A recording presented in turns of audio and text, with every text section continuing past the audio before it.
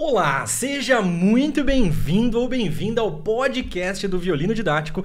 Eu sou o Jean de Oliveira e no episódio de hoje eu tenho o prazer inenarrável de receber a maior celebridade da música de concerto desse país, Irineu Franco Perpétuo. Tudo bem com a vossa pessoa? Tudo ótimo. Maior só se for na Liga da Cultura. Mas beleza. Cara, provavelmente uma das maiores celebridades da música de concerto no Brasil. Já parou pra pensar nisso? Não, assim, normalmente a pessoa na rua me confunde com o Casagrande. Acho que a celebridade é o cara, mas... O pior é que eu até tava pensando nisso. Será que eles têm algum grau de parentesco, alguma coisa assim? Lamento decepcionar que não.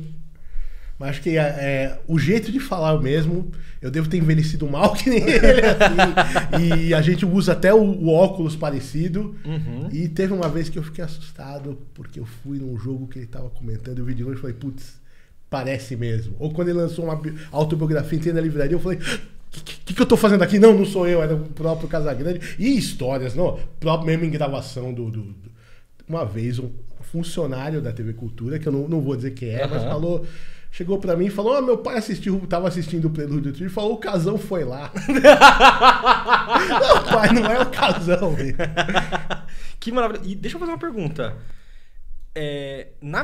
Parando pra pensar assim, na sua visão, cada um no seu universo, claro, mas fazem mais ou menos a mesma coisa. Ah, não, a rigor a gente faz a mesma coisa. Ele tem mais hater porque ele mexe com coisas que lidam com... Tem um interesse de massa. Com paixões de massa, paixões maiores, mas a rigor a função é... Mas não, e eu também... Ele foi um grande jogador, não fui um grande nada. Eu sempre tive do lado de cá. Nunca fui um musicista profissional. Né? Isso também dá uma certa diferença. Mas de resto, a função é basicamente a mesma coisa. A gente fica lá cornetando. E pra quem ainda não teve o prazer de conhecê-lo, que está iniciando, de repente, a vida musical agora, quais são as funções musicais, jornalísticas, profissionais do senhor nesse momento? Eu sou bom. Pessoal, a gente já abriu falando do jurado do Prelúdio, programa de show de calouros de música clássica da TV Cultura, que tem em 2005. Na Rádio Cultura FM eu tenho um programa semanal chamado Empório Musical, qual vai ao ar às quintas-feiras, às 22 horas, com reprise no sábado, às 15 horas. Porém, se você está ocupado nesses horários, não tem desculpa, porque a gente tem um depositório, todos os empórios, desde o primeiro, estão lá guardados. Você pode ouvir o Empório também. E além disso... Estão lá onde? Estão no site da TV Cultura, tem um pedaço do Empório Musical, que todos os programas, desde o 1 até hoje, eu gravei o 127, estão todos lá e podem ser revisitados. E também eu sou um colaborador da revista Concerto, acho que é a revista cultural mais antiga que tem no Brasil que sobreviveu, que é especializada em música de concerto e, portanto, também do site da revista Concerto. Então, isso dentro do jornalismo musical, isso fora aqueles quebra-galho que a gente faz para a vida de concerto, escrever um texto de programa aqui, traduzir uma legenda de ópera ali, esse tipo de coisa. Sabe que quando eu estudei ali na ULM, depois EMESP, né? Eu estudei nessa momento de transição ali. E eu lembro que eu sempre morei aqui em Cotia, morava num outro bairro, mas sempre morei aqui em Cotia. E eu ia de ônibus até a EMESP lendo a revista Concerto, que eu ia na Saraiva do shopping comprar. Então eu ia ouvindo e... Eu não sei se tem outra revista sobrevivente, na verdade, nesse momento. Tem outras revistas, além da revista Concerto? Até em cultura ela é a mais antiga. Agora, eu costumo dizer que eu enterrei todos os órgãos que eu escrevi um monte de revista que morreu, mas a Concerto eu não consegui enterrar. O santo lá, o santo do Nelson Kunze é forte. Eu não sei se ele faz um despacho ali na Sala São Paulo ou na sede da revista, mas é impressionante, porque tudo aconteceu com o país e com a vida cultural, altos e baixos. A gente teve o desafio de sobreviver à pandemia, que para todo mundo era ruim. Imagina pra gente, que é uma revista que vive para falar de uma atividade que estava fechada e que demorou para voltar. Então, se a gente não... Olha, vocês vão ter que aguentar a gente, cara. Se a gente aguentou a pandemia... Na pandemia, sobre o que vocês falavam na revista? Era assunto de música em geral. Gravação continuou tendo, né? Ah, sim. E mais, na verdade. E o pessoal começou a fazer streamings, etc. Mas a gente não podia falar da nossa atividade principal, quer dizer, quem que ia tocar aquela semana. Porque tocar o presencial não tinha, mas tinha essa coisa de acompanhar essa resistência. Todo mundo do meio musical tentou sobreviver de algum jeito e tal, e isso a gente meio que foi cobrindo, acompanhando. Claro que a revista diminuiu muito de tamanho e tal, mas a gente conseguiu não... Acho que isso foi importante até do ponto de vista simbólico, a gente não interromper as atividades, a circulação da revista. Como aqui os corpos estáveis, tal, quem tinha aquele emprego estável, de não deixar de existir. Não, faz uma aula online, faz um stream, faz uma mesa redonda, mas não dá a impressão de que aquilo se calou. Tem que ter uma coisa de resistência, sabe? Tem uma história bonita que tem... Claro que é muito mais dramático. Diz que na Segunda Guerra Mundial, os nazistas cercaram a cidade de Leningrado. Não invadiram, mas era para matar de fome, assim. E a rádio transmitia o tempo todo. Tinha uma hora que, quando os locutores não tinham mais condição de falar, eles deixavam um metrônomo ligado do lado do microfone. Pra rádio não ficar muda. Pra dizer, ó, a gente tá vivo aqui, entendeu? Caramba. Então, eu acho que a gente na pandemia, claro que a situação era outra, mas é isso também. Você não pode deixar aqui. Esse silêncio, essa pausa, dizer, putz, não tem mais. Porque não só por você, mas o sinal é ruim, sabe? Pra manter essa coisa de que, não, tamo junto, vamos sair dessa de um jeito ou de outro. Caramba, e uma outra coisa que eu também descobri por causa do site da Revista Concerto, não lembro se na revista tinha, eu descobria de onde ia ter masterclass ou festivais por causa do site da Revista Concerto. Não sei se ainda tem, mas tinha uma seção de quais são os festivais que vão acontecer, que estão acontecendo. Então era muito, muito, muito legal naquele meu momento especialmente, né? E agora, vou começar com uma pergunta que eu acho que é o que muita gente deve se perguntar. O senhor tocou algum instrumento musical? Não, profissionalmente não. E, na verdade, quando eu comecei no jornalismo, que vi que ia ir para esse lado, aí eu tomei aulas de piano, mas já era velho, que uns 23 anos assim, já sabendo que não ia tocar.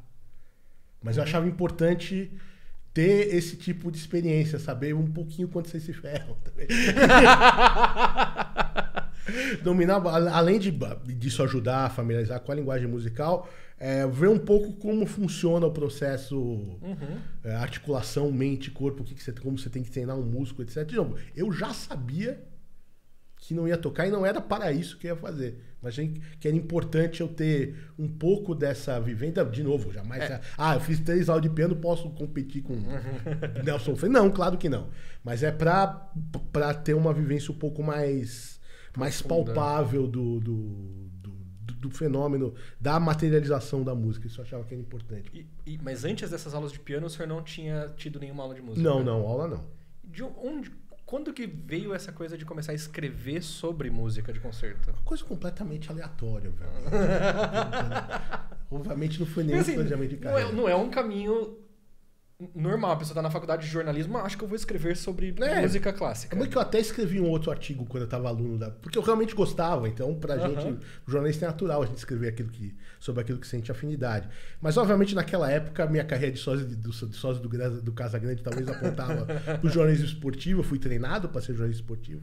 Caramba. A Folha de São Paulo tem um programa de treinamento. E naquela época eles faziam... A cada semestre era uma especialidade. E no semestre que eu passei era o jornalismo esportivo. Eu falei, eu quero isso, cara. Então fui treinado para isso. Você vê que o jornal perdeu muito dinheiro comigo. Porque eu não... Mas eu tinha interesse, ou sei lá, os grandes temas, aquela coisa que esse é um jornalista poderoso, de política, economia, essas coisas. Mas eu caí no caderno de cultura. Na verdade foi isso. Eu fiz o treinamento deles, aí a gente fazia o treinamento e ficava esperando aparecer uma vaga. Para trabalhar na Folha. Para trabalhar na Folha no que fosse. Mas aí, pelo meu perfil de prova... O pessoal da seleção da Folha já sabia melhor do que eu.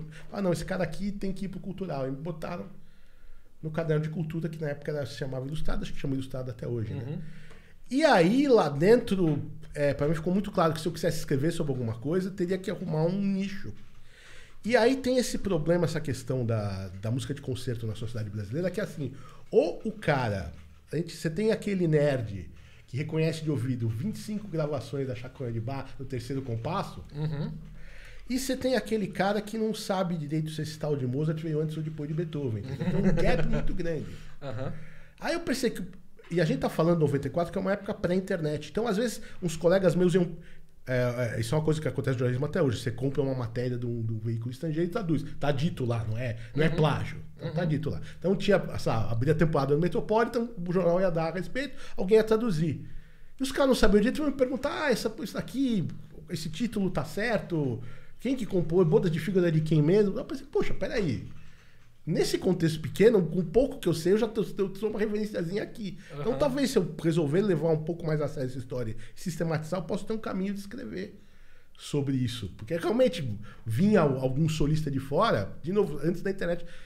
Ou você sabia ou não sabia. Meus colegas não sabiam quem eram aquelas pessoas, porque não sabiam, porque não tinha essa vivência, né? Ignorância, que isso não tá no dia a dia. Então... Mas os senhores sabiam quem eram essas pessoas? Sim, pelo menos os nomões com certeza, entendeu? Até, e saber se é nomão ou se não é nomão, tal, dava já para avaliar um pouco os currículos das pessoas. Eu já acompanhava esse meio, lia naquela época das revistas inglesas que a gente comprava aqui, a Classic CD, BBC Music, etc. Né? Às vezes chegava a diapasão francesa, e era do jeito que a gente tinha de acompanhar o mercado. Mas isso antes de escrever sobre cultura, você já acompanhava? Um pouco antes de escrever, sim, porque eu gostava, simplesmente. Cara, isso é muito...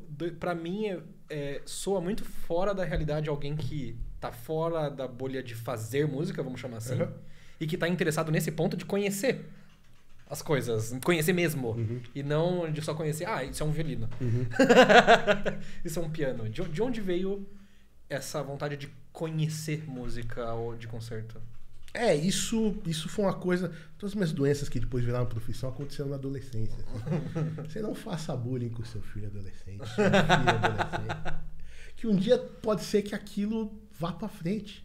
Eu tenho uma outra carreira de tradutor literário de russo, que é um idioma que eu quis aprender do nada com 16 anos. Eu queria encontrar cada um que me perguntou o que eu ia fazer com aquilo. Eu vou te mostrar o que eu ia fazer com aquilo que eu fiz. Enfim, eu, na verdade, sempre gostei muito de ler e eu, na adolescência, já estava lendo os clássicos da literatura. E me passou aquele tipo de associação muito binária. Mas quem são esses caras na música? Quem que é? Dostoiévski, Shakespeare e tal, mas quem são os... Da música. E meu pai, por acaso, tinha uma coleção de LPs lá, daqueles de banca. Como que a gente podia...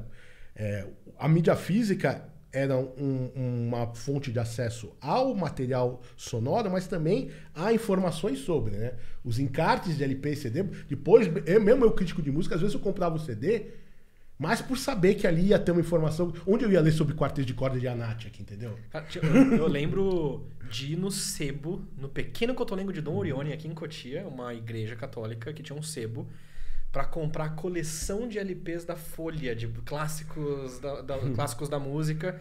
E aí eu tinha os LPs, tinha os CDs, e depois teve uma coleção de ópera, que aí vinha com um libreto, um caderninho bonitinho. Dessa de ópera, depois da outra de CD, eu já participei como jornalista. Para mim foi até legal produzir o material que eu tinha consumido lá atrás. Que maravilha. Eu nunca perdi a minha visão de como era ser um leigo diletante.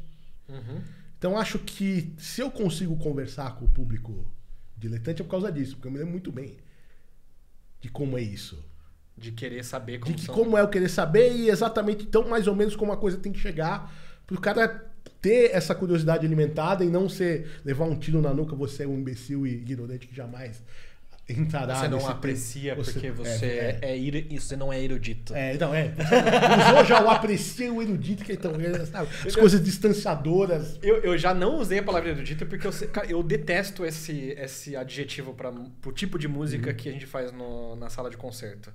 E aí eu não tenho um nome muito melhor, na verdade. Normalmente eu falo música clássica, que é como é tratado no resto do mundo. Acho que o argumento em favor da música clássica é que o mundo fala. O mundo inteiro fala música clássica. E aqui... Tem algum outro país que fala música erudita além do Brasil? Então, talvez o erudita venha de um termo francês, que é musique savante, que mesmo lá eles não usam tanto assim. Ok. Né? Lá eles usam classique também, né? mas talvez viesse de lá, mas sei lá, não sei pra que... Esse é um pelo em ovo que já mostra um pouco da dificuldade. Como se o meio já não tiver dificuldade suficiente, tem que criar. Causa um negócio assim, isso é música pra quem entende. Como se você precisasse entender pra apreciar. Não, e aí tem o apreciador pedante que quer dizer que só pode chamar de música erudita e desqualifica todo mundo que não é. Que usa outro nome. Mas... não, porque música clássica é música composta no classicismo. Exato. É mesmo. Puxa! E os filmes clássicos, eles foram gravados no classicismo? Casablanca foi um filme que o Haydn participou. E o senhor ficou bastante famoso no meio erudito, no meio da música, de quem está estudando isso profissionalmente. Provavelmente todo mundo conhece o senhor, por conta do programa Prelúdio. como o senhor tá desde a primeira edição? Do primeiro programa da primeira edição. E, inclusive, quando... Não sei se era exatamente o mesmo programa, pra gente que tava de plateia era mais ou menos o mesmo programa, porque teve um ano que não era Prelúdio. Aí eu também não estava. Ah, o senhor não estava nesse? Eu sou Preludete. Eu achei que estava. Ok. Como que veio essa coisa do Prelúdio? Como que aconteceu? Bom, primeiro que a ideia não é minha, né? Tem que dar ideia pra quem de direito, que é do Júlio Medalha, né? Essa coisa dele de pegar o formato do concurso de música clássica e juntar com um programa de auditório, né? Que pra mim uma criança crescida nos anos 70 caiu de colher, porque eu lembro de intermináveis domingos que eu ficava na casa da minha avó materna e tá assistindo aquele Silvio Santos.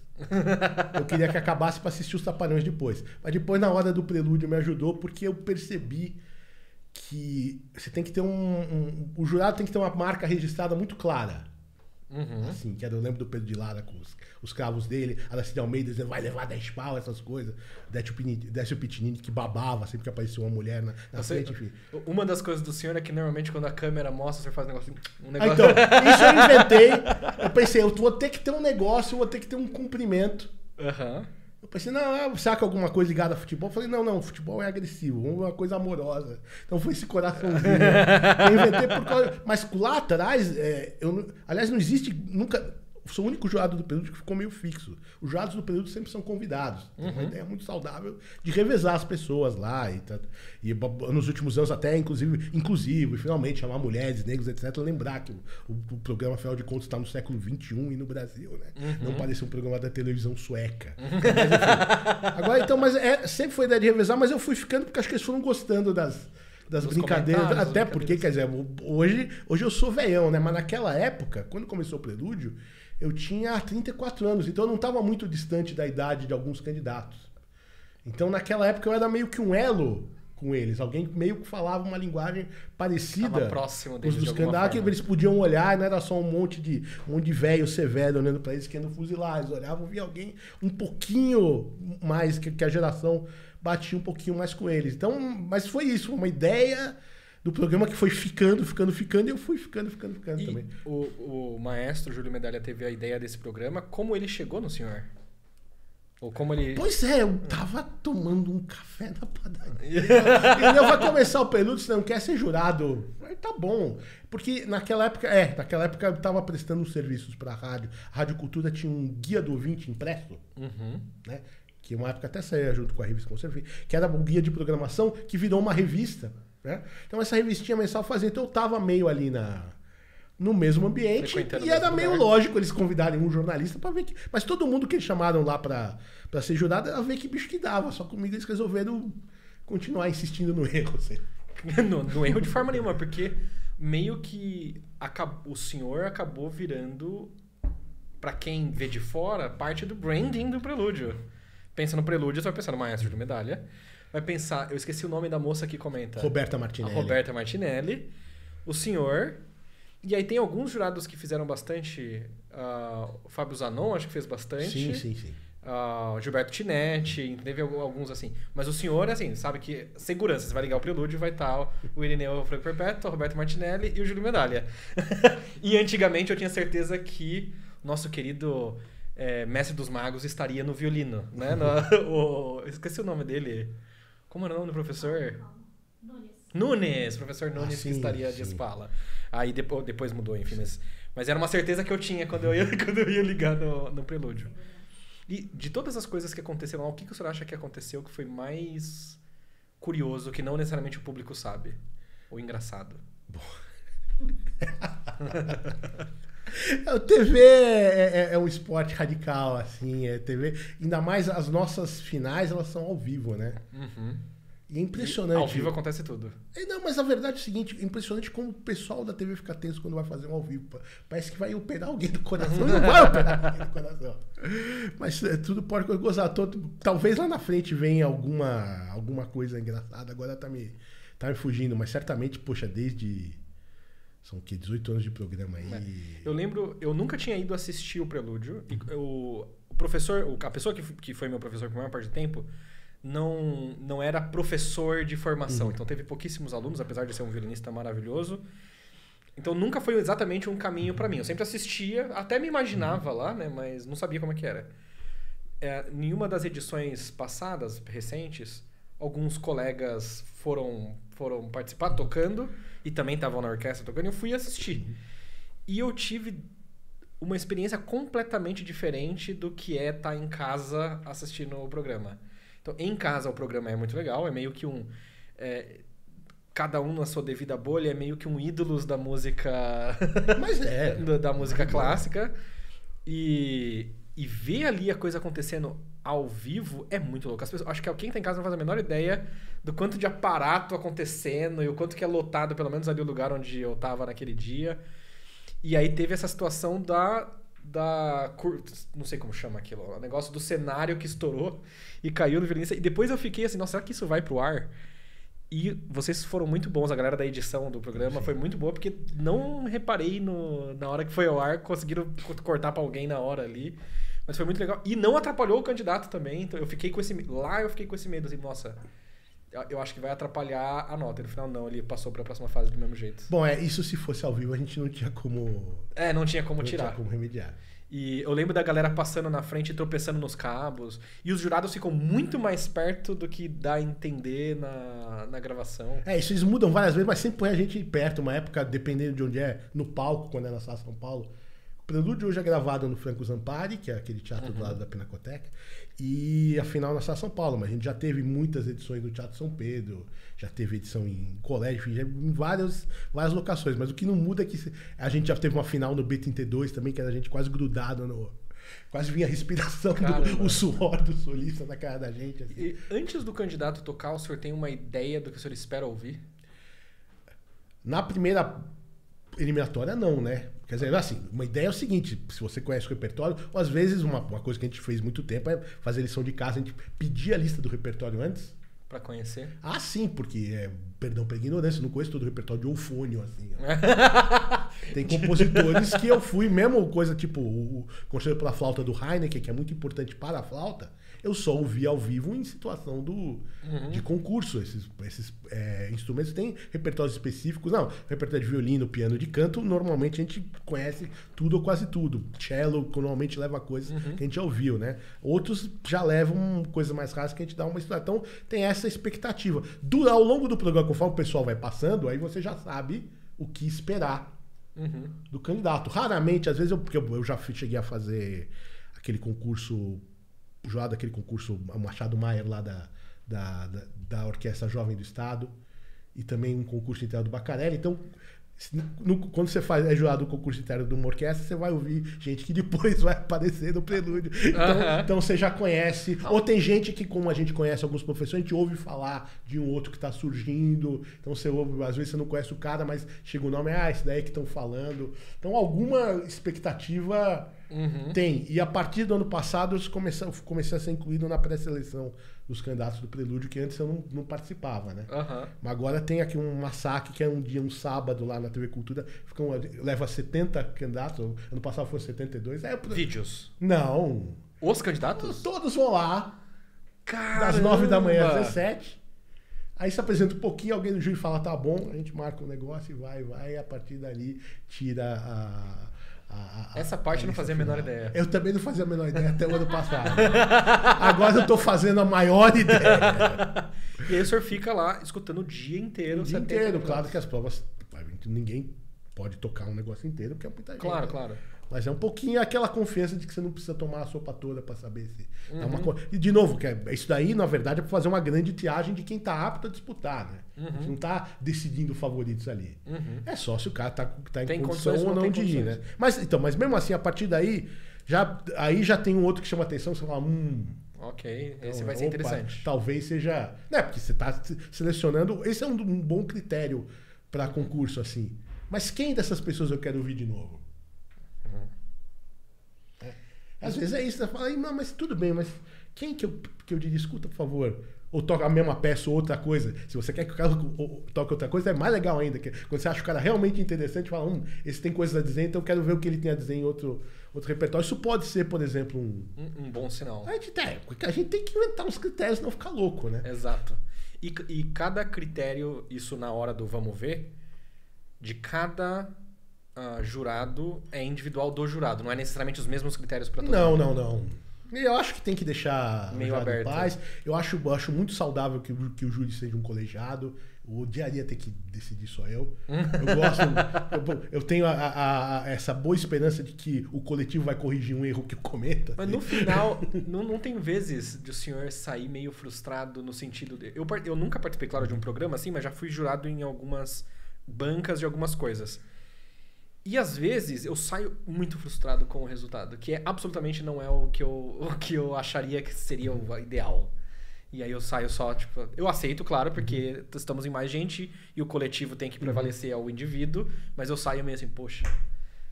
O que esses caras têm na cabeça? Mas, cara, sabe, que eu acho que a vivência de júri, depois eu fui, por causa da minha outra carreira, eu fui júri, inclusive, de prêmio literário. Coisa que, onde o resultado me frustrou muito mais do que... Caramba! Onde divergência pra mim foi pior. Te dá uma vivência de aceitar o democrático e do coletivo. Mas, de novo, e também pra mim depende muito de como é conduzida a discussão e como é que é. Eu vou ficar realmente frustrado se eu percebo que tem uma forçação de barra, entendeu? Se parece que tem alguém querendo puxar coisa e tal. Quando eu identifico honestidade, pode ter a divergência que for.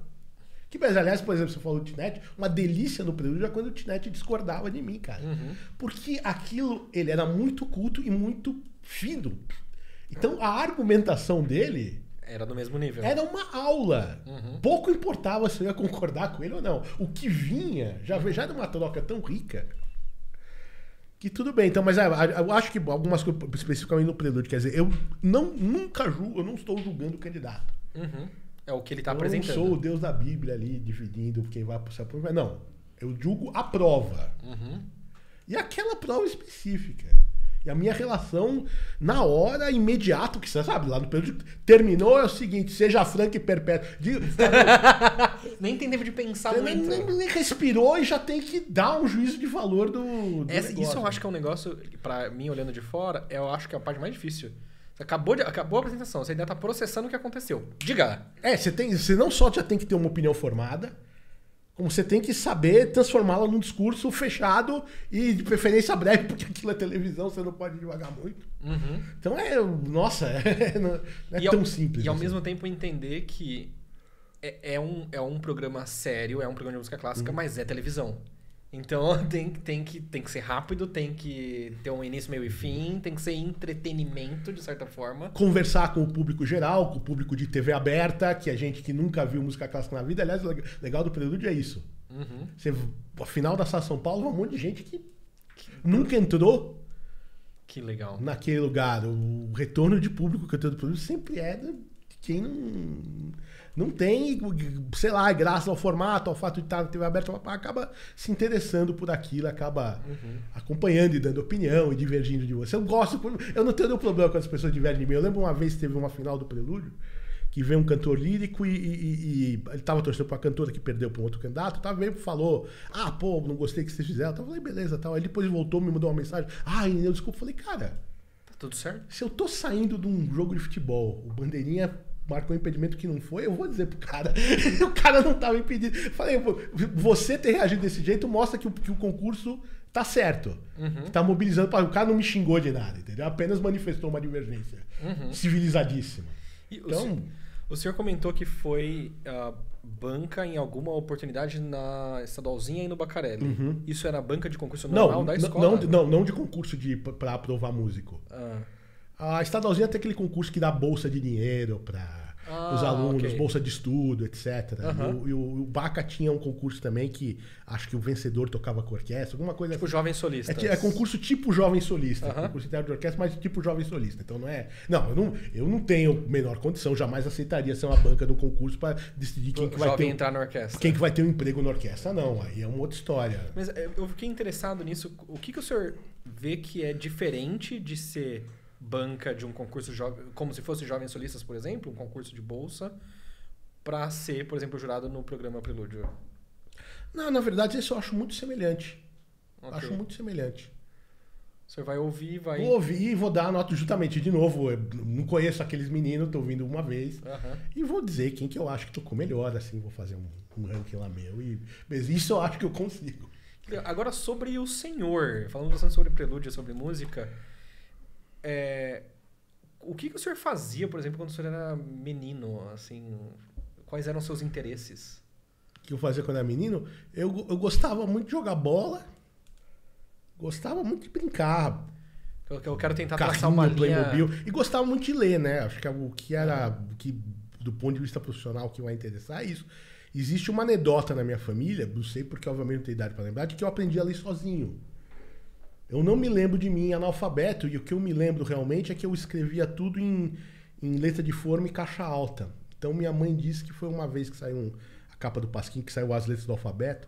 Parece que foi quando o K, o W e o Y foram expulsos do alfabeto, botar o alfabeto inteiro, essas letras sendo chutadas.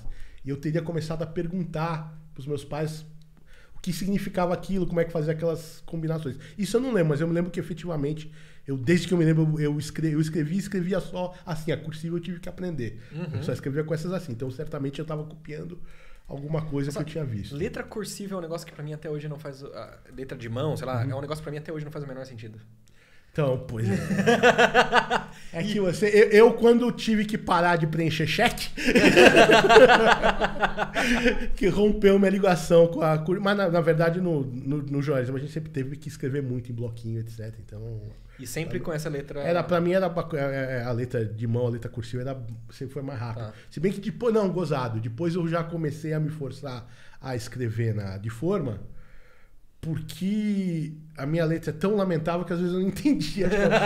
Minha única ligação com a medicina é essa. Eu tenho uma letra ilegível. Então eu comecei a escrever também em letra de forma, porque eu mesmo, para decifrar o que eu tinha escrito, olha a situação da letra da pessoa. Não decifro o próprio garante. Um abraço pro meu primo Gustavo aí, que também tem uma letra assim. Gustavo, tamo junto. Mas eu descobri depois de... Eu não sei se é verdade, se é um fato, ou se é... Mas parece que é verdade. Essa letra de mão, do jeito que a gente tem no Brasil, é um negócio meio que brasileiro. Porque eu lembro de ter escrito, assim, letra de mão pra alguma coisa pra alguém de fora, e a pessoa ficou assim... Que é isso? É tipo um alfabeto russo. A letra de mão em russo é pior que a... Porque, pelo menos as pessoas que eu conheço que moram fora escrevem naquela letra bastão, letra de forma mesmo. Então... e o senhor então tinha interesse em ler, mas esse interesse em ler veio do quê? Então, parece que é uma coisa que vem desde a infância. Então, eu sempre fui ávido por ler coisas. Mas, de novo, eu lia, da minha época, é tipo Monteiro Lobato, Júlio Verne, assim, né? Mas os pais do senhor liam bastante? Mas, assim, nenhum nunca teve formação intelectual lá em casa, mas simplesmente sempre gostavam de ler, O que os pais do senhor faziam? O meu pai era administrador de empresas, né? Verdade. E a minha mãe, ela parou de trabalhar quando eu nasci. Veja que cargo horrível pra mim. Eu não fui consultado a esse respeito. Ela gosta disso, de ter feito isso. Mas ela parou. Então, ela foi sempre dona de casa. Assim. Eram pessoas que gostavam de ler, gostavam de ir para cinema, teatro. Também acho que isso me ajudou na questão da música de concerto, no sentido que eu sempre fui assistir coisas, embora não fosse concerto. Sempre tinha aquela coisa de ir pequeno, assistir o ritual de você sentar, apagou a luz, você concentra, vê o que está acontecendo, depois apaga, não ficar dispersando. Então isso sempre teve. Então sempre foi um meio que a gente consumia a cultura, mas jamais como uma atividade profissional. Isso já em São Paulo? Isso sempre em São Paulo. O senhor é nascido em São Paulo? Com esse sotaque, né, meu? Da Moca. O senhor é descendente italiano? Tem do lado materno, tem italiano. No meu lado paterno é quase só português. O lado materno é italiano misturado com coisas do Brasil. E quando o senhor começou nessa idade de trabalho, o senhor... Imagino que não era a ideia escrever sobre música de concerto. Mas quais eram as coisas que permeavam assim, de possibilidades profissionais? Então, na verdade, eu saí da faculdade mordendo o pé da cadeira, querendo escrever do que fosse. Mas antes de chegar na faculdade, o senhor já queria fazer, assim, na adolescência, 12, 13 anos, já queria fazer jornalismo? Na verdade, eu não sabia que era isso, mas encaminhava para isso porque na escola elogiavam a redação e tal, então eu achava que eu ia viver de escrever de alguma forma. Então me parecia o jeito mais pragmático de viver de escrever e parecia o jornalismo, assim, escrever profissionalmente. Gostava muito de ler e depois gostei de escrever, então ia ser algo nesse sentido, nessa linha, produzir texto. Né? Produzir texto. E o jornalismo foi... Porque o senhor poderia ter ido fazer letras, por exemplo. Poderia ter feito outras... Poderia, na verdade, com a carreira que eu tive depois, acho que as letras seriam mais racionais até. Mas é que eu não queria, eu olhava para letras, eu via que a carreira que teria que ser de professor que não me interessava. Eu queria escrever, tanto que no jornalismo, eu tô dizendo, fui pra música clássica do tema que eu podia escrever. Dentro do jornalismo eu podia ter virado um editor de texto, um editor de caderno. Eu não queria pautar ninguém, não queria editar nada, eu queria escrever. Essa era a história. Eu queria viver da escrita e aí, do jeito que desse. Então, naquela época... Bom, a gente toma essas decisões também muito moleque, né? 16, 17 anos, então... 16, 17 anos alguém chegou, o que você quer fazer para o resto da sua vida? Exato. E naquela época... Depois a gente aprende que não, mas naquela época vem com uma condenação eterna. É isso e entendeu? Eu nessa época, eu parei de ir na escola para estudar violino. Então, eu estudava violino aqui em Cotia. E, e com 15 anos eu passei na Orquestra Jovem de Guarulhos. E aí, Cotia, Guarulhos, estudava na EMESP. Então, assim... eu tinha que fazer escolhas. Então, aí eu larguei a escola. E eu lembro que até os 21 anos... Depois eu larguei a escola, na verdade, porque eu sabia que se eu fizesse o Enem e tirasse uma certa nota no Enem, com certa idade, eu eliminaria o ensino médio e teria o certificado de conclusão do ensino médio. Você já jogou com o regulamento debaixo do braço. Exatamente. Já sabia. Então, quando eu fiz a idade, eu fui fazer a prova para ter o certificado. Inclusive, a galera às vezes me pergunta, nossa, você não se arrepende de ter largado a escola? Me arrependo de não ter largado antes. Sabe? Não, tô brincando. Não tô brincando, não. Mas, mas eu falando disso porque até é tanto uma condenação de quanto isso é importante, blá, blá, blá, que até uns 21, 22 anos eu tinha pesadelo meu indo pra escola, tendo que ir pra escola e, caramba, faculdade, como que eu vou escrever faculdade se eu não tenho... Era um pesadelo terrível, assim. Eu achava que eu não ia ser um Zé Ninguém. Mesmo que já tava... Claro, eu não tava tocando numa orquestra profissional. Mas você já tava encaminhado de qualquer forma. Já tava indo pra algum caminho onde eu queria. Mas era... E até hoje, às vezes, eu fico pensando... Agora, eu tô com 30 anos. E aí, agora que eu tô, assim, razoavelmente estabelecido dentro do que eu faço... Eu tô pensando, de repente eu acho que eu vou fazer uma graduação agora. E aí, o Cláudio Cruz esteve aqui, aí ele contou que ele começou... Filosofia, não é? Ele fez filosofia. Me lembro. Eu acho que ele já tinha uns 40 anos. Sim, pra mais, porque eu lembro uma dessas bancas que eu fiz, com o Cláudio, ele tava no curso de filosofia. E eu achei bacana, até ele falar isso em público, até dar como exemplo, cara, então você não tá condenado a nada. Exato. Você tá vivo aí. E se você quer ir atrás de coisas que te satisfaçam, que te esclareçam, tá tudo certo, meu. Não tem um caminho só. E falar em tá tudo certo, como foi a sua experiência aprendendo piano? Você pode imaginar, eu tinha o quê? Eu falei 23, não, acho que é um pouco mais, 27, cara. Aí você percebe como o seu corpo é burro, né? Você falou igual o outro convidado nosso. O Vini Mendes, que é um violinista da Sinfônica de Santos, ele foi um dos nossos convidados e ele falou assim: eu acho que é bom as pessoas aprenderem violino ou um instrumento, mas ele estava falando do violino, porque a música nos humilha. E a gente entende que a gente não consegue controlar nem o nosso mindinho direito. Mas nesse sentido. E por que o senhor se sentiu assim? Não, ainda mais, quer dizer, adulto, então eu nunca tinha tido que ter aquele tipo de coordenação. Eu já não sou a pessoa mais hábil do ponto de vista motor, então eu já não tenho a maior destreza, não tenho nem carne motorista, tá? Não deu pra tirar, enfim. Imagine, então, aí eu de repente descobrindo que eu tenho... Não, as mãos devem teoricamente poder agir independentemente uma da outra, e você deve também poder talvez mandar a ordem diferente para cada um dos dedos. Eu tinha que fazer muita obra viária no cérebro assim, para conseguir isso. Então isso foi, na verdade, foi muito importante, assim, esse tipo, além da lição de humildade, que é esse tipo de humildade, foi muito importante realmente para entender. Aí eu percebi que eu tinha tomado a decisão certa. Eu sabia desde a primeira aula, quando comecei, então eu já tinha muito claro que eu realmente não ia conseguir fazer aquilo, mas era muito importante eu me familiarizar com esse tipo de mecanismo. Quando o senhor disse que não conseguiria fazer aquilo no sentido de ser pianista de concerto ou de tocar? Não, mesmo tocar direito iria necessitar uma dedicação um pouco maior do que eu poderia dar. Entendi. Porque se eu fosse um herdeiro rico, eu poderia me dedicar a isso talvez, mas como não era isso, teria que acontecer junto com outras coisas, eu percebi, o que eu posso dedicar aqui vai ter eu vou chegar muito logo no limite. Nossa, mas eu acho que é a primeira vez que eu vejo um efeito... Eu não sei se eu vou falar o nome correto do efeito, mas um efeito Dunning-Kruger ao contrário. Porque eu acho que... a minha impressão é que a sensação do senhor é que não daria... Porque antes de começar, o senhor já sabe a profundidade. E normalmente é o contrário. A pessoa, antes de começar, ela acha que é muito simples. Ah, sim! E aí, conforme... Então, esse efeito, se eu estiver falando o nome correto, basicamente você acha que uma tarefa é mais fácil quanto menos contato você tem com essa tarefa. Quanto mais... E aí você tem uma alta confiança de que você vai conseguir fazer, porque você não tem a menor ideia de como faz. E aí, quando você começa a fazer, a sua confiança ela despenca por um tempo. Até você vai entendendo quanto que não é tão simples. E ela volta a aumentar um pouco, mas ela jamais chega no nível de quando você estava iniciando.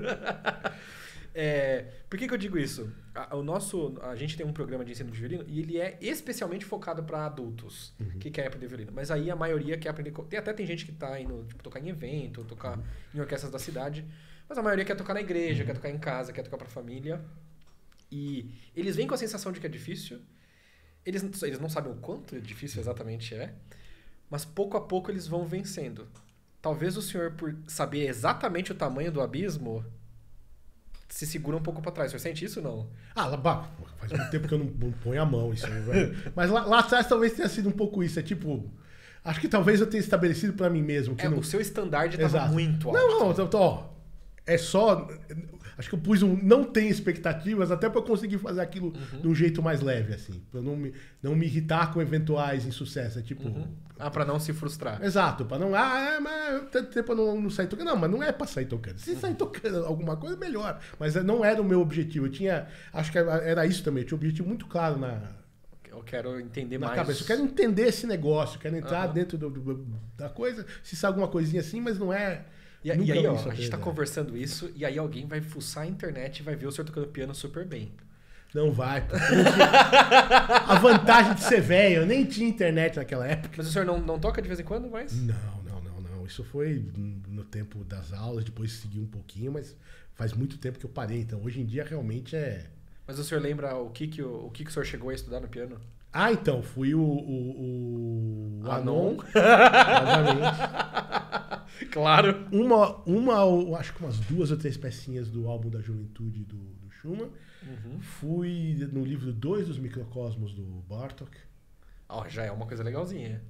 Então o livro 1, fechei o começo do livro. Isso estava gostosinho. Isso deu... Na época que eu parei por uma questão financeira. Eu fiquei descapitalizado. Eu não queria... A professora quem me dá aula de piano hoje a professora da Federal da Paraíba, Luciana Noda, era minha vizinha, tava começando, dava essas aulas, e eu não queria ser sacana com uma amiga. Quando eu vi que eu não ia conseguir pagar, claro que se conversasse, eu falei, não, mas isso...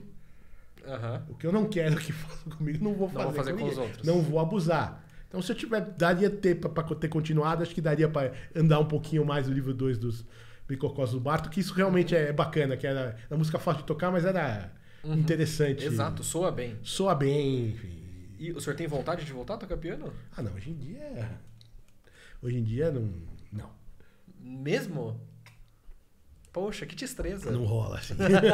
Sei lá, teria que começar um dia com 72 horas pra começar a conversar. E hoje, então, o senhor escreve basicamente o dia todo? E tá estudando e lendo coisas o dia todo? Por causa da minha carreira de tradutor. A maior parte do meu tempo eu passo traduzindo, na verdade. É da minha outra carreira. Isso é... Traduzindo não necessariamente coisas com música? Não. Sou tradutor de literatura russa. Não tem absolutamente nada a ver. Outra carreira. É onde toma a maior parte do meu tempo, na verdade. O senhor diria... Qual porcentagem do que o senhor faz hoje é música e qual porcentagem é essa de tradução? Se a música for 25%, é muito. Que, às vezes até pro mercado musical eu faço traduções, eu disse, né? Tem óperas ou canções concerto com canção com legenda e tal, o pessoal me pede bastante tradução também. Então. Como que no Brasil o senhor aprendeu russo pré-internet ou depois da internet? Muito pré-internet. Como que você aprendeu? 1987 é muito pré-internet. Como que o senhor aprendeu russo pré-internet? Eu tinha escola. Do mesmo jeito que eu aprendi as outras coisas. O que eu aprendi mal ou bem foi tudo pra internet. Assim, então, Claro, agora para línguas hoje em dia é muito melhor, né? Você tem acesso direto. Exatamente. Telejornal, filme, imagina, ler. E nesse momento agora, por exemplo, um momento histórico, que a gente vive um momento histórico, eu não sei o quanto as pessoas ligadas à música estão sabendo do que está acontecendo tecnologicamente falando. Nesse mundo gepetístico... As pessoas ligadas à música nunca sabem o que está acontecendo fora da... Isso é uma coisa curiosa, né? Assim, nesse mundo gepetístico, com chats GPTs e inteligências artificiais que fazem essa coisa de tradução também, o que o senhor vê, o que o senhor acha que vai acontecer com uma profissão, por exemplo, dessa de tradutor? É que no nível que eu faço, acho que vai demorar um pouquinho. Porque a gente trabalha com tradução literária, né? Que tem contexto, tem... E que é uma tradução artística, na verdade, né? Eu acho que, sei lá, se fosse tradução de manual de instruções, por exemplo, já era. Coisas mais técnicas, mais... Na literária, eu acho que um dia a gente vai perder esse emprego também, mas acho que vai demorar um pouquinho mais. E como o senhor vê essas inteligências artificiais? O senhor vê com bons olhos, com maus olhos, misto? Bom, como toda tecnologia, a gente vive uma sociedade que incentiva o avanço tecnológico. Então, quer dizer, você brigar com algumas coisas é até... Perca de energia. Porque a gente é derrotado. Cara, sou do tempo que a discussão... Tá, a geração anterior a minha ainda discutia se TV era um negócio legal, cara. Hoje tá superado. Tudo isso. O rádio ia matar a palavra escrita, depois a TV ia matar o rádio e a palavra escrita, depois a internet ia matar isso tudo. Um grande filósofo, eu não vou chutar exatamente quem, mas um dos maiores filósofos falava que a escrita ia matar o pensamento. Então... sempre tem uma inovação que vai matar, aí não mata, mas obviamente que altera as coisas, mas a gente, sei lá, tem que tentar ter jogo de cintura, identificar as possibilidades daquilo, identificar os problemas também pra fugir, mas eu acho que é meio irreversível, né? Porque é gozado esse negócio que durante muito tempo que as linguagens eletrônicas iam matar a escrita, e num certo sentido hoje talvez seja uma das épocas que mais se escreve na história. Você post de rede social escrever também, você pode... é mais democrático do que nunca, qualquer pessoa pode escrever. Mas o principal eu acho que é isso, né? Você tem primeiro o Museu Imaginário da Humanidade é um clique, se a gente falar nomes de intérpretes e músicas, etc e tal, as pessoas podem ir lá buscar. Na minha época, cara, ia ter que comprar. E isso que eu tava em São Paulo, não tinha algum acesso, mas mesmo assim... Eu lembro que pra tocar música de alguns compositores... Hoje, dependendo de quem você vai precisar tocar, você ainda vai precisar fazer isso. Mas muitas coisas eu só conseguia no Centro Cultural. Pra ir lá pegar a partitura, pra ouvir alguma gravação. Então, aqui tinha aquela discoteca abençoada. Exatamente. Agora tem o Abramuso, tem um site que você consegue muita coisa legal brasileira. E o IMSLP você acha tudo do resto. Então, era muito difícil ter acesso. Gravação antes do YouTube, como que você escutava, ouvia alguém tocando, né? Pois é, então. Eu tenho na minha casa um monte de CD ainda aqui. O senhor colecionava CDs antes? Muito, sim. Especialmente depois de começar a escrever, aí virou um negócio, porque aí era material de trabalho também, né? Ainda nesse tópico inteligência artificial que eu acho que é legal, o senhor tem acompanhado esse mundo e usado de alguma forma? Experimentado de alguma forma? Na verdade, eu nunca usei o tal do ChatGPT assim. Sério? Eu nunca usei. Não sei como funciona.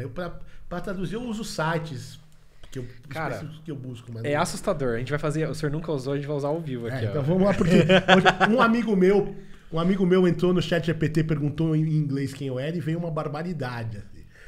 Sério? Veio uma barbaridade. Nossa, a gente vai perguntar sobre o senhor, a gente vai colocar ele pra falar. Vamos ver se ele melhorou. Me diga tudo o que você sabe, ou um resumo sobre o que você sabe, sobre o jornalista que escreve sobre música clássica, Irineu Franco Perpétuo. Ele escreve sobre música clássica no Brasil.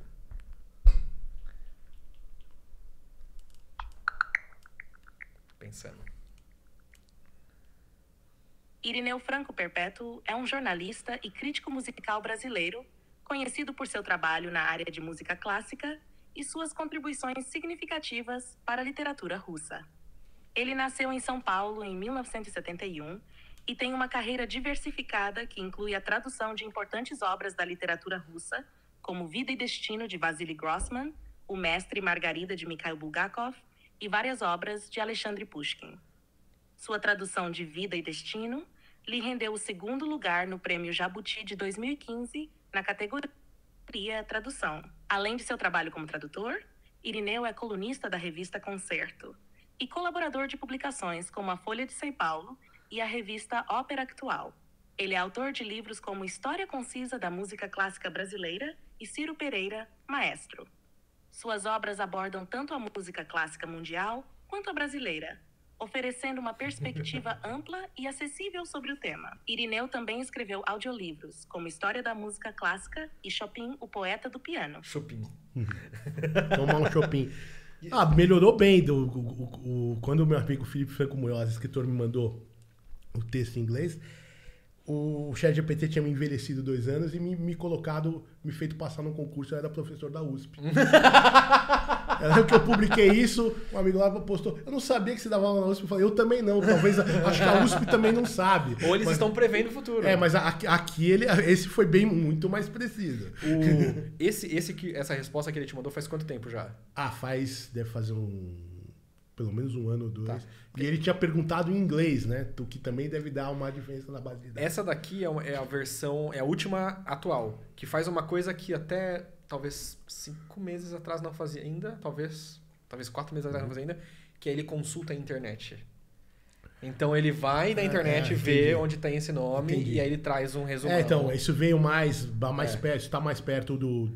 Tem um verbete sobre mim na Wikipédia, que obviamente não sei o que faço, nem mexo, mas está mais perto do... Ele buscou em 5 sites. Em 5 sites. Então fica mais preciso.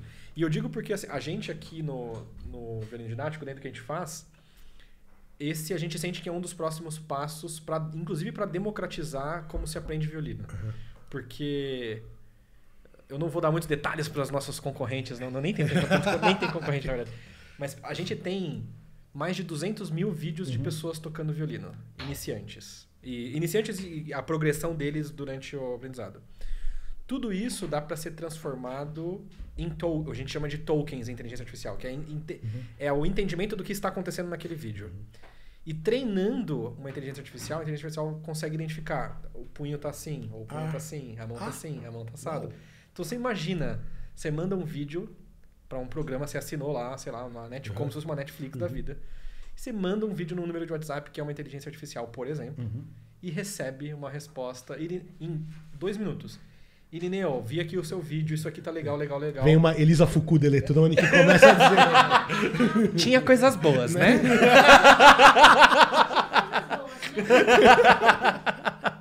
Agora, tem que ver mão esquerda, mão direita. E vai te dizer exatamente as coisas que você tem que fazer. É mais... Nossa, Jean, isso vai acabar com os professores. Não. Isso vai dar a possibilidade para alguém ter um professor muito preciso por, sei lá, R$50 por mês. E ainda ter as aulas. 2 aulas por semana, ou por mês, 1 aula por mês, enfim.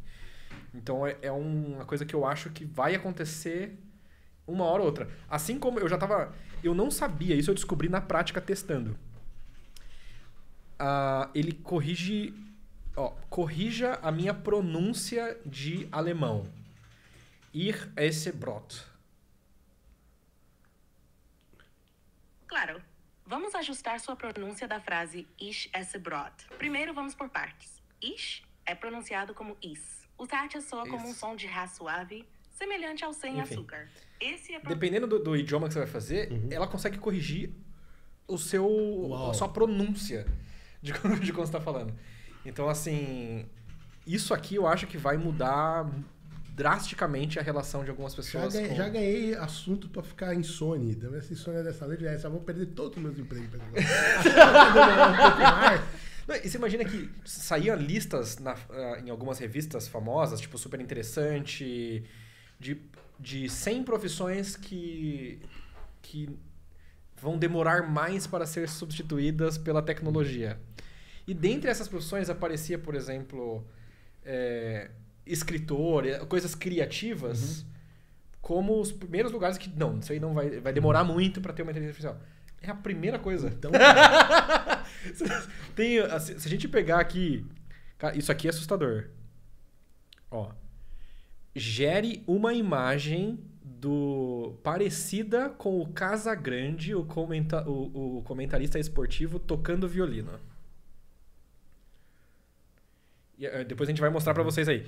Ele vai trabalhar aqui e vai gerar uma imagem. Vai gerar o Casão tocando violino. Ou algo que ele acha que parece. Porque quando a gente cita nomes específicos, por conta de direitos de imagem, ele não pode... Não pode ser exatamente. Exatamente. Ó, vamos ver. Nossa, foi até rápido. Não tem nada... Mais ou menos. Mas olha isso. Sim. Isso aqui eu pagaria pra uma ilustradora uns R$300 pra fazer um negócio. Uma ilustradora profissional. Sairia bem melhor do que isso, eu confesso. Mas não é assustador? É assustador, porque que rápido que vê. E ninguém nunca fez essa imagem especificamente. Foi criada aqui agora. Poxa. E aqui falou que o senhor ganhou um prêmio de Jabuti. Como que participa de um prêmio desse? Eu nem sei, mas as editoras que inscrevem, eu não vou atrás. E o Jabuti que é um prêmio bastante importante, inclusive eles pagam taxa de inscrição. A editora vai lá, inscreve e aí... Todos os livros que saem no ano. É tipo aquele prêmio que tem da TV brasileira, Troféu Imprensa, Troféu Imprensa dos livros. Dos livros. Isso mesmo. E o senhor trabalha hoje basicamente traduzindo. Como que é o trabalho? Porque eu fui fazer para música clássica, você estuda, você faz teste. Tem caminhos, claro, tem milhões de caminhos, mas tem um caminho, claro, que é você estuda, você faz teste para uma orquestra, passa numa orquestra, é isso aí, eu passo na universidade, vai ser professor de universidade, eu passo no conservatório, vai ser professor de conservatório. Como que alguém vive mas eu de novo eu também não fiz o caminho que tinha que fazer. Qual caminho tinha que ter feito letras e tal, e aí tem todo um... por isso que o senhor falou que talvez seria melhor para o que o senhor faz hoje. Eu atropelei por fora também, como eu já era jornalista, já me conheciam e deram uma chance de eu traduzir, fiz um teste, gostaram, e aí depois que você entra no mercado, aí a carreira vai sozinha, aí é só demanda e... Mas, gozado, já que a gente tá falando para músicos, eu acho que a atividade de tradução é muito, muito me ajudou. Não sei se o fato de eu já trabalhar com música clássica me ajudou a traduzir, ou traduzir me ajudou mais ainda a entender a atividade do intérprete, cara. É quase a mesma coisa. Você tem aí uma partitura do Paganini, eu tenho aqui um texto do Tolstói. Ele tá num código que você que domina, que é o da partitura, aqui tá no alfabeto sírico russo que eu domino. Eu vou ler aquilo, digerir, entender do meu jeito e até a gente usa a minha palavra, interpretar, né? Traduzir em outro código para comunicar para outra pessoa. Você vai transformar aquilo em sons, eu vou transformar aquilo num texto em português. Porque a tradução que o senhor faz de literatura não é, para que tenha o mesmo sentido, ela não é exatamente literal. Não, a gente vai entrar no mesmo tipo de discussão de fidelidade ao texto que você vai entrar na música. Mas o que é tocar as notas? Exato. É só... Não articula nada e não tem caráter, espírito da peça, uma poética dela que tem que ser... Mas eu acho que na tradução isso me soa, pelo menos eu não sou tradutor e não tenho nenhum conhecimento de fazer isso profissionalmente. Me soa desde que você passe a mesma mensagem, você tem uma certa... Bom, é mais ou menos a mesma coisa. É a mesma coisa. Agora que eu parei pra pensar assim... Para pra pensar, você viu, você começou a formular a ideia e falou, não, peraí, Ainda mais que, de novo, que eu tô fazendo tradução literária, né? Quer dizer, um texto artístico, não é um manual pra ensinar que você tem que... Como é que você faz pra carregar esse celular, entendeu? Então é a mesma coisa. Desde que você respeite o texto original, então, você tem N formas de escrever aquilo ou de tocar aquilo. Exatamente. E o certo e errado é muito relativo. Um depende do outro. E... O errado seria o falar algo que exato. Descontra o que está sendo querendo dizer ali. Eu posso errar, eu posso desconhecer uma palavra e traduzir com um sentido completamente... Você pode errar tipo tocar pam, pam, pararara, ligado de 2 em 2, que é 2 e 4. Tô brincando, gente. Toca do jeito que vocês quiserem. Mas eu toquei eu toquei recentemente pam, pam, pararara, pam, pararara, aí alguém falou não. E com 30 anos na cara, eu percebi que eu tava fazendo uma coisa que não é exatamente como historicamente se faz. Porque, nossa, esse é papo nerd músico, na verdade, né? Vamos lá. Esse grupeto, que na verdade tá escrito um trinado, e tradicionalmente se toca meio que um grupeto, ele começa com a nota de cima. E eu tava começando com a nota escrita. E aí eu na hora, eu fui meio sisudo. Como assim você tá falando isso? Aí a produção aqui tá de prova. Eu fui ouvir gravações de pessoas que eu sei que estão tocando bem. E quem me falou isso estava certo.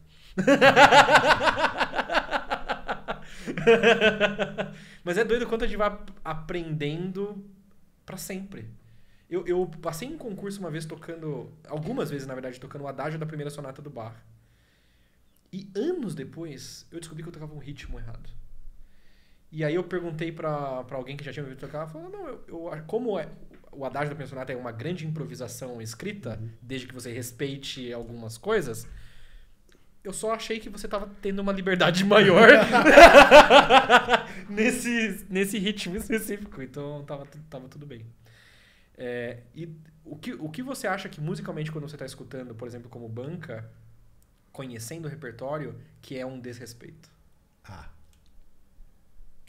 Quando a gente tá com banca, às vezes a gente depara com coisas que você pensa, poxa, mas quem... Ou esse cara tem um professor muito sem noção, ou ele não escuta o professor, né? O que sempre me entristece mais é isso, é quando você vê que tem um descompasso entre o repertório que a pessoa pode fazer. Isso eu acho realmente complicado. No sentido da pessoa tá tocando algo que tá muito enfrentando acima, uma por peça exemplo, do que nível... não está dentro... Isso, em instrumento tem... Encanto, então, um negócio completamente que não cai no tipo de voz, e você nunca sabe se é o aluno que é completamente cabeça dura e resolveu fazer porque acha que aquilo vai ser bonito, ou se é o professor que está encaminhando errado. Isso, na verdade, é o que mais me entristece, porque aí tem um problema... E todo o resto eu acho que é possível de equacionar. Aí eu acho que já é um problema um pouco mais grave, fundamental. E sobe uma outra questão. O senhor acha que a falta de respeito não é nem com a música em si, né? É com a pessoa, na verdade. Sim, então por isso pra mim me toca mais. Tem um fenômeno humano anterior aí que tá acontecendo errado. Mas me abriu uma janela interessante. O senhor falou que uma coisa que é um desrespeito, não necessariamente da pessoa que está tocando, mas do acontecimento em si, né? Tocar uma coisa que está muito acima do que a pessoa pode oferecer tecnicamente ou culturalmente. Especialmente em concurso que o cara acha que tem que impressionar. Que acha que tem que fazer malabarismo. Não, porque se não for isso, não vai dar. E aí é que não dá mesmo. Mas isso me abre uma coisa que é... Então, pode ser que a pessoa, ao invés de tocar o concerto número... Não estou falando de nenhum... Não vou nem falar de nenhum concerto específico que vão achar que eu estou falando de alguém. Não estou falando de ninguém. Ao invés de tocar o concerto número... O concerto para de Bartók, que eu acho que nunca teve no programa. Eu acho que nunca teve. Pode ser que tenha tido. Mas ao invés de tocar o concerto de Bartók para violino, a pessoa tocar um Haydn bem tocado, pode ser que ela ganhe no Haydn e não ganhe no Bartók. Sim, se o Haydn... mas aí tem que tocar Haydn, né? Exato. Não é o Haydn como desculpa para tocar matado. Mas, se tocar limpo... Porque aí no classicismo tem que ser. Eu já falei pro pessoal da risada. Você tocar música do século XVIII que nem você pegar uma macarronada e vir com a camisa branca, porque qualquer pontinho do molho vai aparecer, né?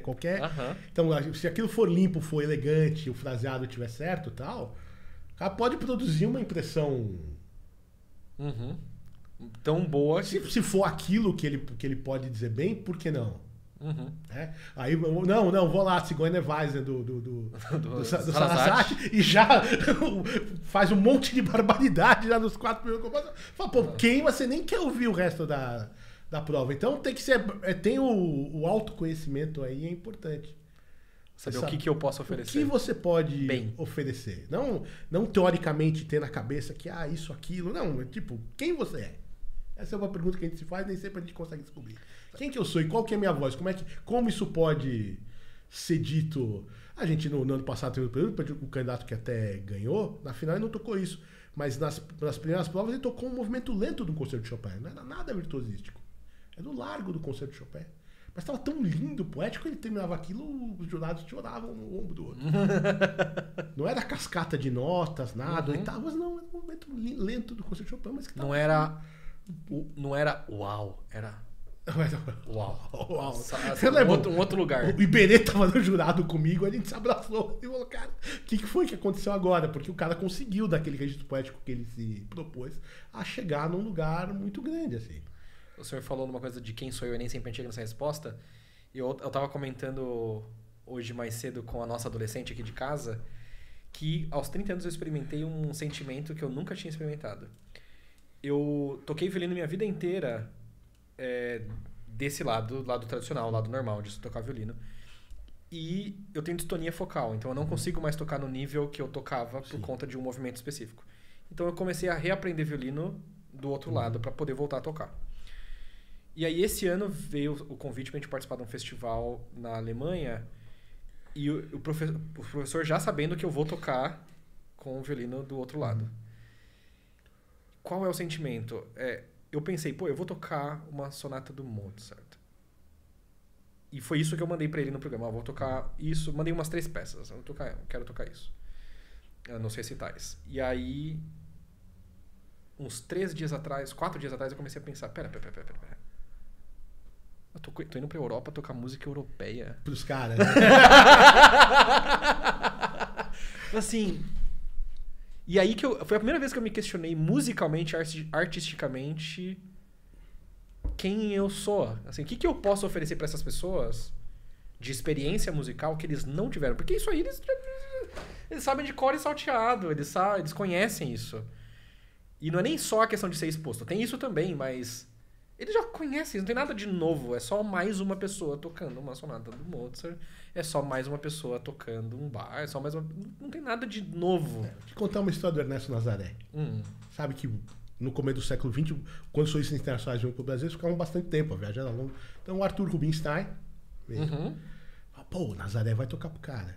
Quando o Nazaré foi tocar pro Rubinstein, ele não queria tocar a música dele, queria tocar Chopin.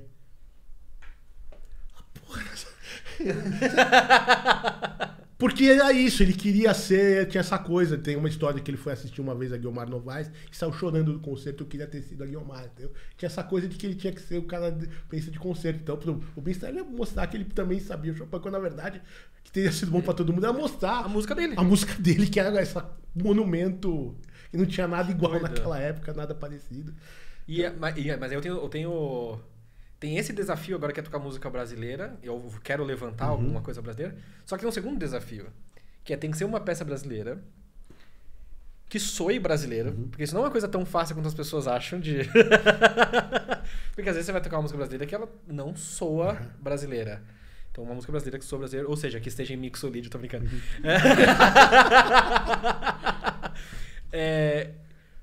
E que encaixe no nível técnico que eu estou desse lado. Porque eu ainda também não tô tocando tão bem assim desse lado. Então eu tô nessa busca, tô conversando com um amigo compositor, Marcos de Lázari, pra ver se a gente vai conseguir fazer alguma coisa. Mas é um sentimento que eu nunca tinha tido esse, de musicalmente, o que eu posso oferecer? Talvez eu não vá tocar nem no nível que eu tocava do outro lado. Porque eu comecei mais tarde e tudo mais. Tudo bem, se bem que eu acho que talvez eu chegue. Mas eu não sei se eu vou impressionar sendo virtuose do violino malabaristicamente falando. Mas tocar bonito, coisa que ninguém ouviu, então, talvez. Talvez. Então, esse não é um lugar bacana de estar, aliás. É um lugar muito legal de estar. O que será que as pessoas vão buscar quando vão pro concerto? Será que ela vai buscar o tempo todo aquele cara do salto com vara que bate o recorde mundial? Ou será que ela vai querer, talvez, um pouco de poesia, um pouco de verdade, às vezes, simplesmente, naquele discurso musical, naquela interação? O Juliano Buozzi, ele foi o nosso convidado anterior, e a gente estava conversando um pouco sobre isso, o quanto que no barroco o virtuoso era considerado a pessoa que tocava bonito, e não quem fazia malabarismo. E aí a gente teve... Ele provavelmente já tinha chegado nessa conclusão. Eu que tive a epifania ao vivo na gravação. Caramba, talvez hoje a gente chama de virtuose a pessoa que impressiona as massas. Que é as massas no sentido de malabarismo, difícil. O Marrocos nem tinha concerto em público direito, né? Então. Esse conceito de virtuoso é justamente quando tem uma plateia anônima que você precisa convencer a pagar ingresso, a voltar. Vou trazer para isso, tem uma história famosa que o Ferdinand Ries, que foi aluno do Beethoven, conta de uma aula que o Beethoven deu, que uma vez ele corrigiu um cara só expressão. Que o Beethoven dizia, cara, a nota errada, tudo bem, a gente vai corrigir, vai chegar lá. Mas se o cara errar a expressão é mais grave, porque o cara tem que ser músico, ele tem que saber o que ele quer dizer. Aí o jeito que ele vai dizer, a gente vai trabalhar nisso. Cara, mas isso é muito doido. Porque aí me caiu a ficha de que virtuose vem de virtude. E virtude pode vir de ter algo pra contar. fazer malabarismo não é necessariamente ter algo pra contar, é só... Olha o que eu sei fazer. E se é isso que você tem pra contar, tá tudo bem? Beleza, tá certo. Tá tudo... Impressiona, inclusive quem toca impressiona. Sim. Mas se eu vou conversar, por exemplo, com os meus colegas mais velhos, impressiona muito mais algo simples, ou não necessariamente simples, porque não estamos falando de coisas tão simples assim, mas algo mais simples do que essas coisas virtuosísticas, bem tocado, bem historicamente contextualizado, com uma visão de um ângulo diferente, mas que respeita a estética histórica, como teve um menino do Rainha Elizabeth agora recentemente, tocou um Mozart 4, super diferente, você viu esse? Uau! Super diferente do que a gente escuta hoje em dia, porém historicamente informado, mas soa completamente diferente. É um ângulo completamente diferente do que a gente está acostumado. E aí ele ganhou um público por causa disso. Ele não ganhou a competição, mas ele ganhou uma galera assim, de público de críticos de música por causa disso. Então não foi tocando coisa virtuosística. Então tinha um lugar lá, né? Exatamente. E tocando em uma competição como Rainha Elizabeth com um arco histórico, não com um arco moderno. Com um arco de transição, não era nem um arco barroco, era um arco do meio que parece de crina preta. Coisa que, em princípio, nenhum professor diria, cara, você não vai fazer isso, né? Você vai tocar essa obra desse jeito, com esse arco, nesse concurso. Exato, né? com o violino moderno. Tipo assim, cara, é maravilhoso. Enfim. E Irineu, Franco e Perpétuo, como a gente conversou um pouco antes, então mais ou menos eu sei, como você ficou sabendo da existência do violino didático e qual foi a sua primeira impressão sobre o projeto quando você viu o que era? Quando Iberê veio aqui, eu falei, poxa, onde Iberê está, aí esse lugar eu tenho que respeitar muito. Iberê me deu, antes de eu ver o que ele tinha falado, como foi a conversa, ele já me fez uma série de recomendações. Muito legal. Iberê, muito obrigado. Iberê, pelo amor de Deus, Iberê também tive o privilégio de conhecer no Prelúdio, que figura necessária, que liderança. Teve alguém antes do Iberê que foi jurado e banca? Não, ele foi a primeira vez que Brabo demais. Finalmente caiu a ficha, que já que o programa tem 18 anos, os candidatos estão mais do que na idade de os antigos candidatos de serem banca, e ele tinha que ser alguém com o Iberê, que tem essa cultura enorme, assim, é que o Iberê fala um alemão que, pelo amor de Deus, e o Iberê, como tocou em teatro de ópera, que ele conhece de repertório operístico e de voz, quer dizer, e tem essa capacidade de expressão verbal, que não é todo mundo que tem, mas a quem tem, a gente tem que mapear essas pessoas. As pessoas da música que conseguem se comunicar também direito do lado verbal, essas pessoas a gente tem que mapear e trazê-las pra pôr na frente do microfone. Não é todo mundo que consegue, tá tudo bem, ninguém consegue tudo na vida, e você não toca pior por causa disso, porque você não consegue falar direito. Mas esses que falam direito a gente tem que pôr aqui.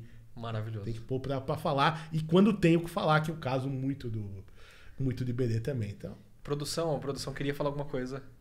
Era sobre o Iberê? Não? Ok. E qual foi a primeira impressão quando o senhor viu mais ou menos o que era o violino didático? Então, que coisa mais necessária de novo, né? A gente fala, às vezes a gente fica ilhado, pensa, puxa, será que estamos indo pro lado certo? Será que esse jeito de comunicar as coisas na música tá... Aí você vê pessoas mais novas falando aquilo, então não é que eu tô sozinho, tem outras pessoas que acham que tem que se comunicar, a comunicação tem que ser feita dessa forma também, que a gente tem que, dizer o que tem que ser dito da maneira mais direta, não fica se escondendo atrás de jargão ou de autoridade, nada, tá tendo de ter o papo reto e tentar chegar nas pessoas, dialogar com as pessoas da maneira mais franca possível. Então achei muito legal, fiquei bastante entusiasmado com o projeto por conta disso. Mas, alguém tá fazendo do jeito que tem que fazer mesmo, do jeito que a gente acredita que tem que ser feito. Então... graças àquela moça no telefone ali, ó. O nosso podcast começou porque ela foi convidada para ir num podcast para falar sobre mídias sociais para músicos. E aí ela muito generosamente, isso é uma coisa que nem todo mundo faria, mas ela muito generosamente falou, olha, talvez seja melhor eu ir junto com o Jean, porque ele vai poder acrescentar sobre isso também. E aí, na hora que a gente chegou lá e começou a conversar e ver o equipamento que a galera tinha, a gente meio que ficou olhando assim, falei, eu tenho esses equipamentos em casa. Dá pra fazer. Dá pra fazer. Se esses caras estão fazendo aqui, estão fazendo bem. É um programa de rádio, na verdade, não é um podcast. Mas é no formato podcast Sim. e tem vídeo. Falei, pô, se esses caras estão fazendo bem, estão fazendo honesto desse jeito, e eu tenho o mesmo equipamento em casa, vamos lá. Vamos fazer, e graças a ela. Na verdade, ele já tinha começado, ele já tentou começar o podcast algumas vezes. Ele começou um projeto e parou no meio, começou e parou no meio. Que ano foi que você começou? O primeiro podcast que a gente teve foi em 2018. A gente teve um podcast... Foi um tempinho já, né? Foi um tempinho. Eu acho que não tinha nenhum podcast sobre violino. Talvez tinha o Bulletproof Musician, mas é pra músicos no geral e não é brasileiro. Mas sobre violino específico, acho que foi o primeiro, 2018. Então, como a gente estava conversando lá atrás, quer dizer, hoje a gente tem as facilidades tecnológicas para falar. Mas o desafio onde você já conseguiu chegar é o seguinte: como se fazer ouvir? Como se fazer ouvir? O senhor está perguntando isso? Sim, esse é que é o desafio, porque tem... lá atrás eu fiz etc. Hoje em dia, a economia da atenção está tudo dispersado, a pessoa pode ouvir qualquer coisa. Como se fazer ouvir? Aí quando você atinge um certo nível de qualidade, quando você começa a conversar com o seu meio, com os formadores de opinião, etc., quando você começa a mirar, aí é que você consegue ter a visibilidade. Mas hoje o desafio é a economia da atenção.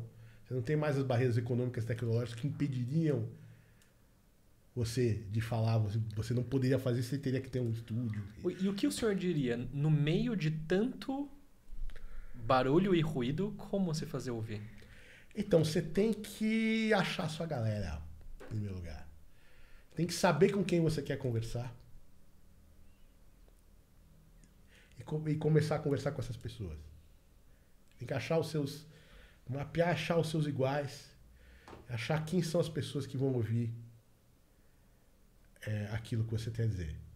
Mesmo que você tenha, obviamente, antes disso você tem que ter o que dizer. Claro. O que dizer e ter claro na sua cabeça o que eu quero dizer e de que jeito eu vou fazer isso. Isso é o primeiro que parece óbvio, mas não é. As pessoas acham que vou fazer um programa, vou ligar o microfone, uma câmera, falar qualquer coisa, isso aí não é, né? Não é isso, né? Você tem que ter uma ideia daqui, isso aqui obviamente tem um conceito, né?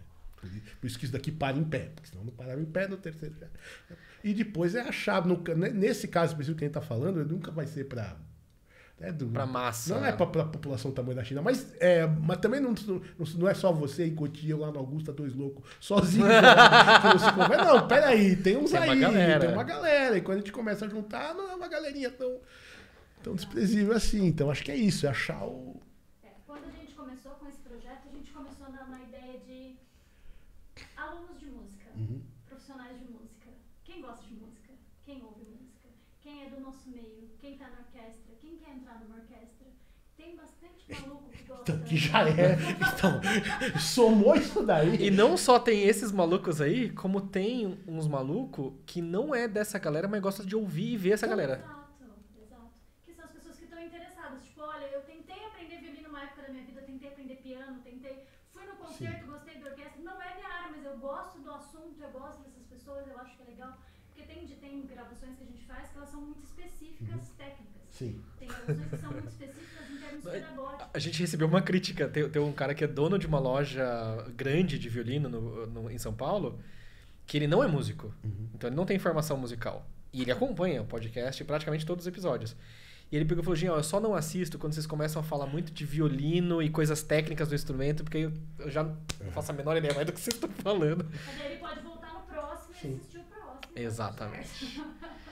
E se o senhor pudesse indicar uma pessoa para vir aqui conversar com a gente, que o senhor acha que agregaria ao debate, faria o formigueiro crescer, quem o senhor diria? Bom, tem bastante gente. Eu acho que, por exemplo, Christian Budo seria um nome... Christian Budo. Seria um nome amigão assim, dela lá, ó. O Christian, que é uma pessoa tão especial. É muito bacana você ter um músico especial como o Christian, que é uma pessoa especial como ele também. E aí quando ele fala algumas coisas que nós podemos falar 50 vezes aqui é uma coisa. Quando ele fala vai ter um outro peso. Esse eu acho, por exemplo, que é alguém que teria um diálogo muito rico e imagina, vocês ficariam... Teria que dormir aqui. arrumar um colchonete pro Christian. Porque a conversa não ia acabar. Isso eu acho, por exemplo. Eu vou deixar aqui meu agradecimento público, espero que ele esteja ouvindo. O Cris, ele é realmente uma pessoa muito presente na minha vida, é um pianista, não preciso nem falar dele como pianista, mas como ser humano maravilhoso. Eu mandei pra ele essa semana, ele ia fazer um recital comigo na próxima semana, mas ele viaja dia 3 pra tocar com a Osva. Mas mesmo ele não podendo estar comigo, ele compartilhou, a gente vai fazer um recital agora, a gente tá arrecadando fundos pra viagem, né, pra Limberg, pro festival. E ele compartilhou lá nos stories e marcou e falou, sim. mesmo não estando, não podendo estar presente, ele foi super generoso de estar lá. Então, Cris, mais uma vez, muito obrigada. Muito obrigado, cara. Você é maravilhoso. Queremos você aqui. Vem aí, meu, pô! Christian, não regula! E ó, eu queria fazer... Eu tô sentindo de fazer essa pergunta. Eu não sei exatamente porquê, eu acho que eu nunca fiz essa pergunta. Mas qual foi o maior presente que a música te trouxe? Olha, eu acho que os maiores presentes que a música me trouxe são algumas pessoas do convívio com algumas pessoas, conhecer e conviver com algumas pessoas no meio foi realmente transformador e especial, assim. Eu acho que desde lá atrás, a geração mais antiga, o Fábio Zanon, por exemplo. O Fábio Zanon me deu dica até de literatura russa, tem autor que eu conheci primeiro com ele. Caramba. Fábio Zanon, um compositor como Harry Crowell e até hoje geração mais nova, tipo justamente do Christian Boudou, Érica Ribeiro, Luiz Gustavo Carvalho, que é uma figura gigantesca também, que seria ótimo a gente poder conversar aqui, enfim.